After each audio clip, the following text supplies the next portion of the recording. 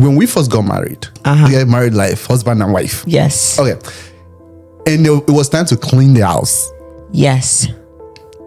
And my wife said, Augustus, you're cleaning the bathroom. I have never seen my father clean the bathroom. No. My dad's never cleaned the bathroom either. Exactly. The head of this house. See, to me, that doesn't make sense. To me, it's like, this is a partnership. It's what's fair. And it's not like the role should be locked in and there's no discussion about how that changes. Hey guys, welcome back to another episode on Jollof and Compa, hosted by myself, Alexis, and my husband, Augustus. Yes, where we talk about navigating life and marriage through our own unique perspective. Guys, if this is your first time listening to the show, sit back, relax, and subscribe. And if this is not your first time and you know us, you like the vibe, make sure you're subscribed as well. Because why not? Yes, it helps us. It's important to us. We look at it. Yeah. Okay.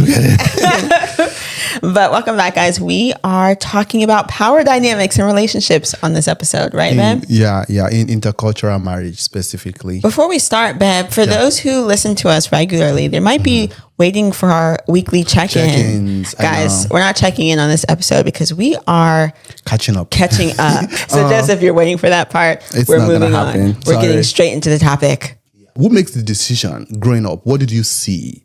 And how did that kind of play into how we run things right now? So growing up, it was definitely different from the way that we run it now. Okay. Like for me, I expect my husband to help out. But for my mom and my dad was the provider of the family. So there was maybe a very small period of time where my mom was working at the hospital as an x-ray tech when I was smaller. But I think it's the break after. And for those who don't know, I'm the oldest of 6. And so the first 3 happened. And then I think Z came. She's number 4. And I think after that point, mom was a stay-at-home mom. Okay. And so dad was the source. Right. Okay. So our family was just on one income for the last 3. Right. And so fast forward to now, mom's working as a teacher, but the most of my memories, mom was a stay-at-home mom. So your mom runs the day-to-day activities. Yeah. So mom runs the house. She knows the day-to-day details and makes sure those things run smoothly, sun up to sundown. Yeah.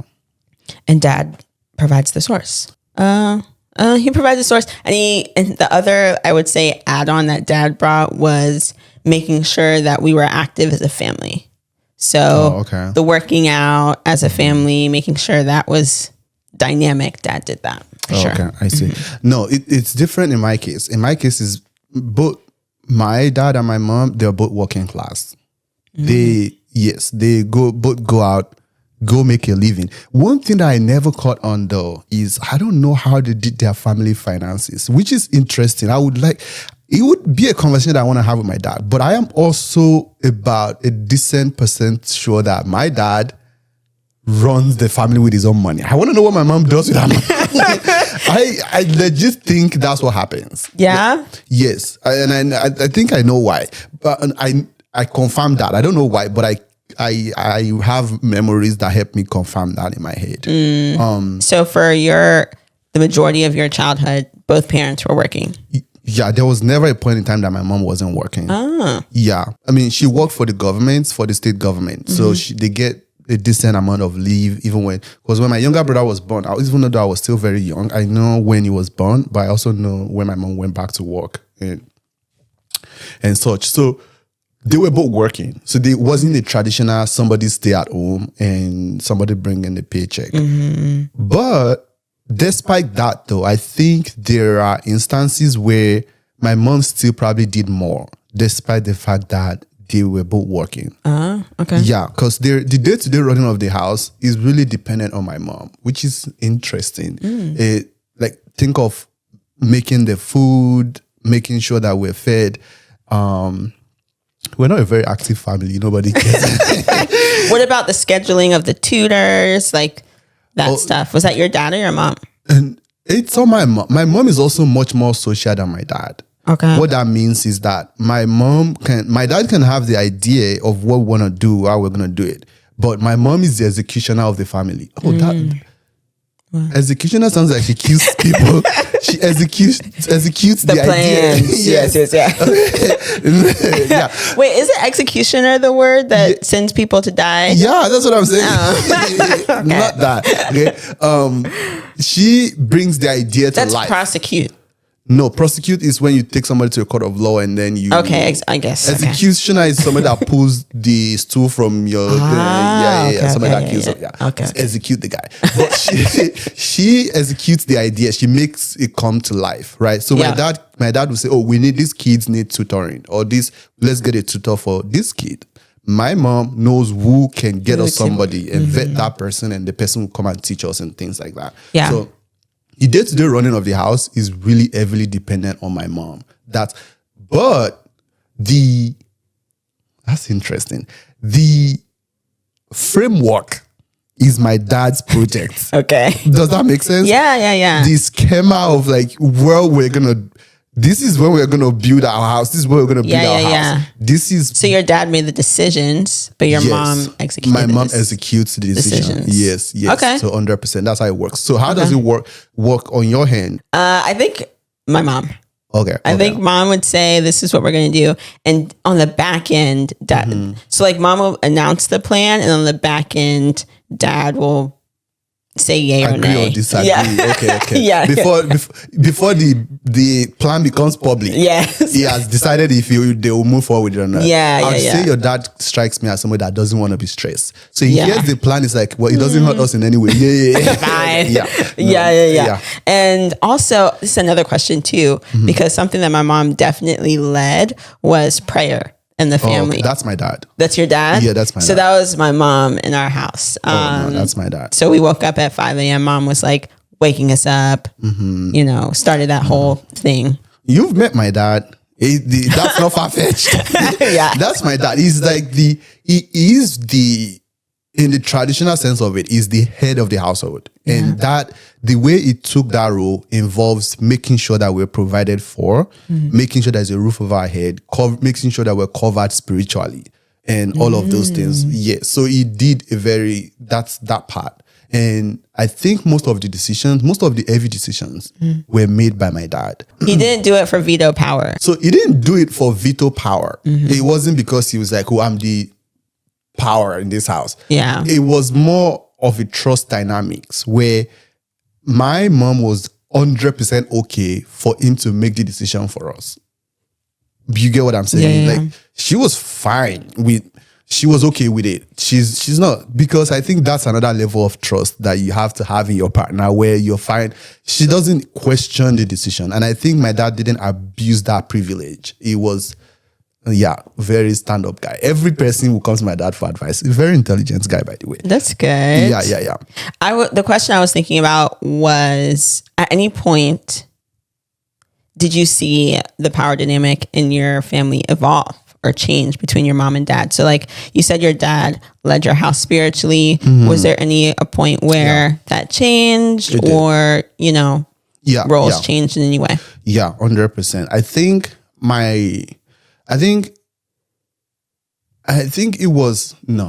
it changed, but not the framework persisted. It was just, there are different points in life where, say, my mom became probably more spiritual than my dad.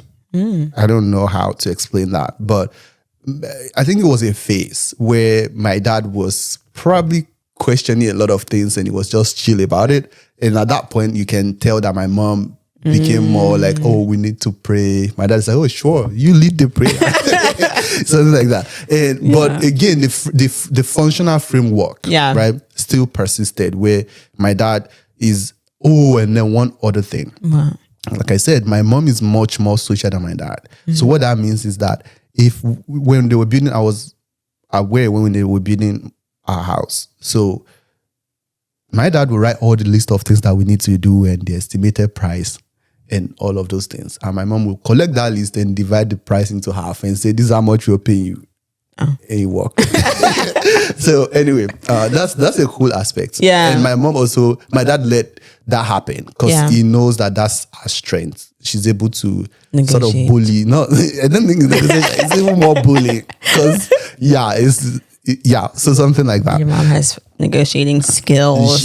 All African women does actually. Yeah, I would say for me too, I've definitely seen it evolve in my parents. Like spiritually, my mom was leading and it felt like my dad needed to grow in the area. And now you can definitely see a difference in my dad spiritually throughout the years, which is really cool and nice to see. So it doesn't feel so much as dad just like, all right.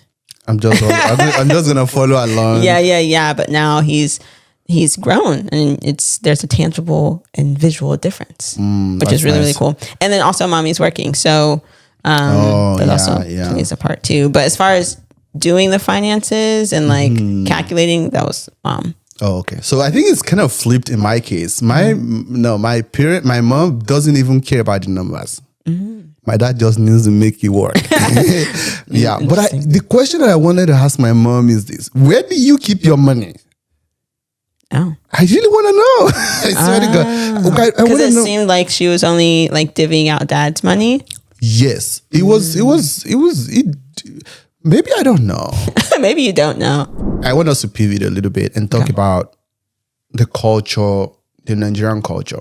I'm a Yoruba Nigerian, and what that means is we're very traditional people. I can't speak for other cultures in Nigeria, but Yoruba is very traditional and very hierarchical. What that means is that there's God, there's the father, there's the mother, and then there's the firstborn, secondborn, thirdborn, and lastborn. That is how things operate in a typical Yoruba household. And what that means is that besides God, your father is the lord of that family. Okay. So it's so vividly like clear that in some household, the dish that your dad used to eat, nobody else can use that plate in the house. It's designated for your father. So you can't just grab a plate and use it. If it's your dad's plate, you cannot do that. Right? The same thing for your mom in some household where the kids can do whatever they want. So I say that to point to the fact that there is a very strong emphasis on how things are layered. And in a typical, say like in my grandfather's house, for example, under no circumstances would he have to think about what we're eating today. Yes. It's responsibility of the wife to know what the father likes and then bring the food to the table. I praise God that I was I was born in the right time on a different side. So no, I'm just telling you. Of course, that didn't happen in my household. It was a different kind of settings. But I'm just trying to say that a traditional Yoruba man, traditional Nigerian, forget Yoruba, Nigerian. That is the expectation in the father's, like the father lords the house. He brings the family to the Lord and he makes the decision and nobody can question that decision. Okay.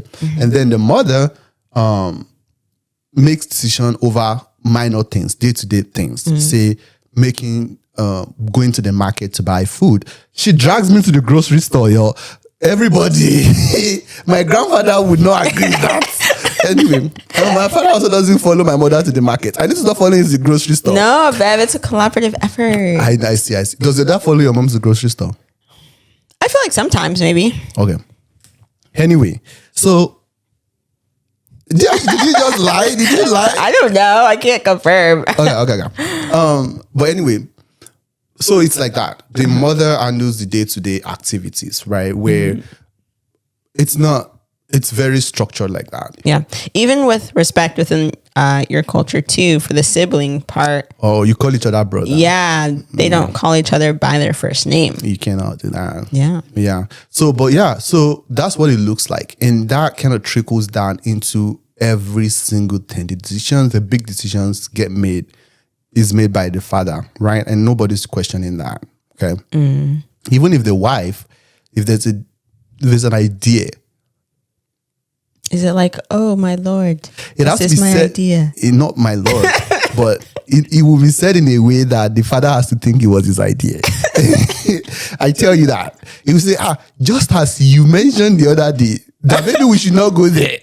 And then they'll be like, oh, I did it. So, yeah, you did. That's manipulation 101, but that's a whole different course. But you know, even if the wife should have an idea, it has to be presented in a way that the husband doesn't feel like she's telling him what to do. Even when it comes to like chastising the child or raising the child, it has to be a suggestion, not a collaborative effort. So that's what a typical my grandfather's generation would do. But my dad wasn't like that. It was a foot in here and a foot in the future, something like that. And I think it worked out like that. Yeah, I think on the American side it's fluid. Like, the roles can change at any time, and they're not so fixed. Okay, is my view. Okay, so key question. Yes. Would you think, or do you think that one system where it's 50-50, fluid, like you said, do you think it probably is more prone to conflict and maybe divorce compared to a system where there is a veto power, kind of, where the father makes the decision? So you're trying to ask if the fluid of the like if the balance isn't set, like the fluidity of a system, do you think it gives rise to more conflicts? The fluidity of a system, because again, I don't want to think of it as a tussle, right? But there has to be some level of understanding where when somebody is pulling, the other person must let go for the other person to be able to pull, right? Yeah. Compared to a system where by default, I know you are holding 70%, I just hold on to my 30%. Or by default, I know you are holding on to 90%, I just hold on to my 10%. And I manage my 10% in a way that you're not even interested in the 10%. Because that's what happens in African homes. Yeah. Well, no, I think that having it fixed makes it harder on the couple because of the different seasons of life that you go through. Change, yeah. You know, like I don't think that's sustainable over your first child, or someone has a career change, or someone loses their job, you know? Yeah. So someone has to pick up the slack if the other person needs some help. You know what I'm saying? So think about it this way.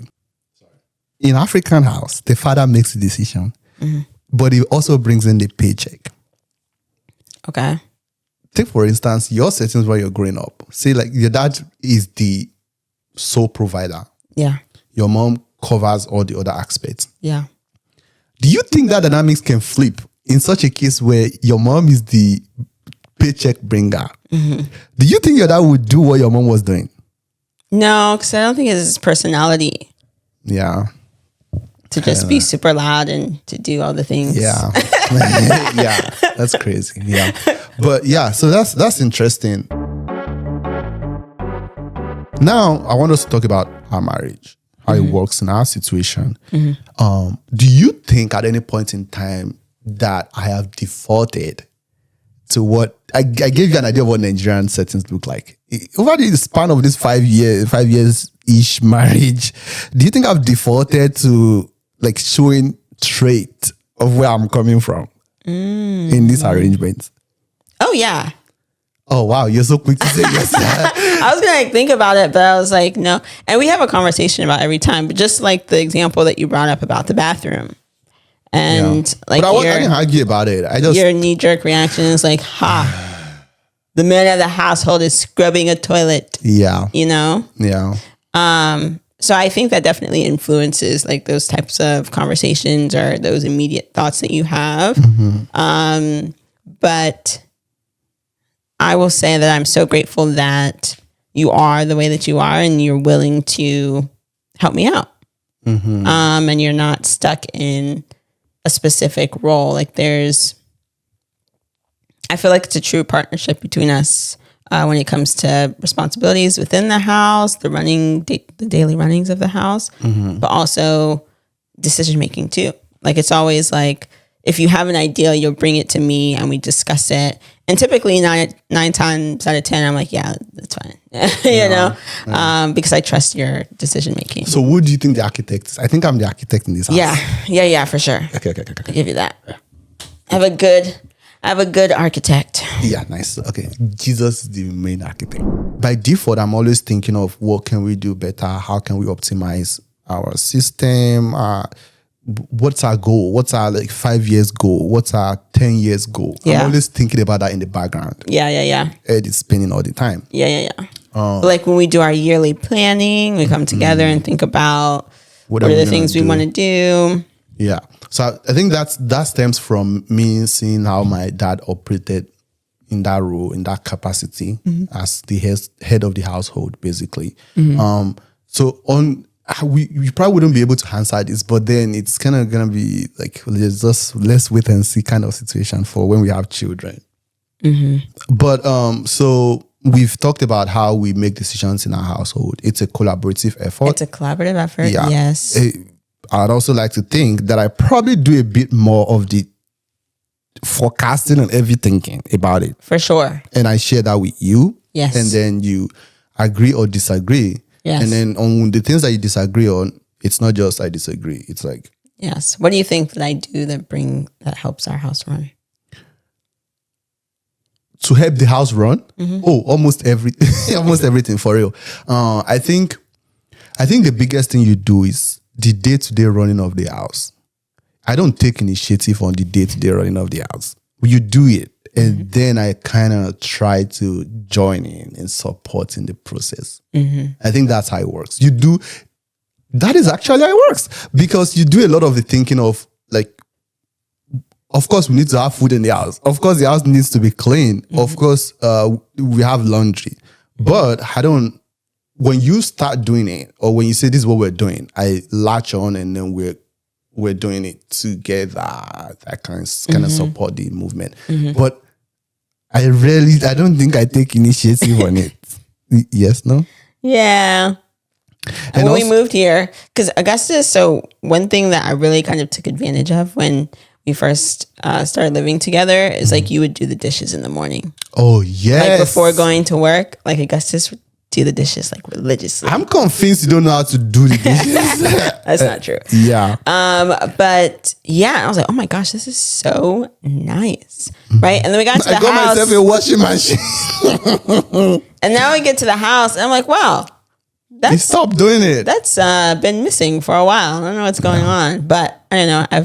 I've stepped in, which is fine. You do it. And not, babe. What? You do it more. You do it more now. Yes. I still do a lot of the dishwashing in this house. No, a lot is an exaggeration. I swear it's not. This morning, who washed the dishes in the day? It was just this morning. Who did it the majority of the week? It may be you. But also, babe, completely you just load the thing in the thing. Sometimes you're like, okay, I did dishes, and then I hear the chickadee. That is part of doing the dishes, isn't it? Okay. I don't even stress about you not cleaning to an extent because I clean better. Oh, yeah. I remember, I think you tried to clean the stove with the grill, and the grill pieces were on the wrong side. Oh, yeah. And I didn't say, I was like, oh, at least he tried. No, let me tell you one thing. One time you were gone and I was trying to clean the bathroom and I tried to clean the mirror and I think it was much more worse than it was. It had this. I was stuck. I said, film. Yeah, I was, what are the things that you use? Do you remember me texting you? Yes, it was horrible. How do you do it? How do you make, I went on Pinterest, I went on, all the people were giving good advice on YouTube. They were like, do down, streak. You know how people do stupid tutorials. But at that time, I don't think we had specific mirror cleaner. We didn't have Windex or window. Yeah, whatever it is so that I was finessing with something else. But whatever it is I was using made it worse. It was. It had you didn't have the touch. Yeah, it was horrible. But I think I do the dishes better though. 101,000%. I'll down that. What does that mean? I better? wash it cleaner. It's the ones perfect. with oil. Which one with oil? Babe, no, this is a lie. Sometimes I look at your cleaned dishes and there's still oil all over them. It's like you're gonna be washing the dishes before. I clean this. I do a better job of washing the dishes. I don't want to hear it. I swear to God. You also married someone, me, who would not be okay if you just watched me do everything. Yes. I think that's another thing too. Oh God, it's such a blessing, and I said it's such a blessing in the sense that we all have the tendency, you and I, to default to the things that influenced our upbringing. You know, I think we both have that tendency. But also, we also have the we also have the capability to kind of really pick, at least I can speak for me, to pick up on the fact that I'm defaulting, and I try to fix that as much as I possibly can. Case in point being that washing the bathroom example. My defaulting is like, this is weird, I don't want to do it. But then walking back is like, we both use this thing, so it has to be clean one way or the other. And I say that to your credit, that you know that it's not my favorite thing to do. So when I hop to do other things, you would do the things that you believe that I'm weak at. The things that I'm weak at, not believe. The things that I'm weak at. Does that make sense? I don't think I default because the way that we have our dynamic. You don't default at all to your upbringing? I mean, how would I default if my mom did everything? No, I just mean in generally, you know, not just just in general in life. Oh, okay. You know, not just in this context. Yeah. That makes sense. Okay, cool. What is that one thing that I want us to do better when it comes to power dynamics in our marriage? I'll say mine and then you say yours. Okay. Okay, cool. For me, what you're about to say is what I was going to say for me. What were you going to say? Why do you know what I was going to say? No, because I thought of the questions like, what is something that I can do to improve our power dynamics? Okay, so I was like, I could definitely be more collaborative when it comes to the forecasting. Did I say it? That's what you were about to say. That's what I was about to say. I know, and that's what I was going to say for me because I was thinking about what I can do better. Oh, how did you know that's what I was? I swear that's what I was going to say. I was going to say that I would love and appreciate for that response, for you to take more initiative in that domain. I think I will when I have more brain space. Like when I'm done from school. And I think so. We'll see. This morning, you literally told me you cook better if you don't have a job, if you don't work. Yeah. Yeah, you're always postponing your goals in life. It's okay. It's okay. What about? No, I definitely can do better in that area. I just trust you so much. Don't. So that if it's the fun, if I put our family fund in an investment that sinks, don't be like, you sent us to penury. Look what you've done to us. Yes, no. I want it to be like, oh yeah, we were both there together. But even for this current decision that we're thinking about for investments, I'm interested in like learning with you because that's something that you don't know a lot about too. Yeah, that particular domain, huh? Yeah. What's your version of the things that I just said? Oh no, I have an idea. Which is what? For you to have more your spiritual appetite to be a lot larger than what it is. Oh yeah. So and Alexis, to be able to lead the family. So you think in that way? What?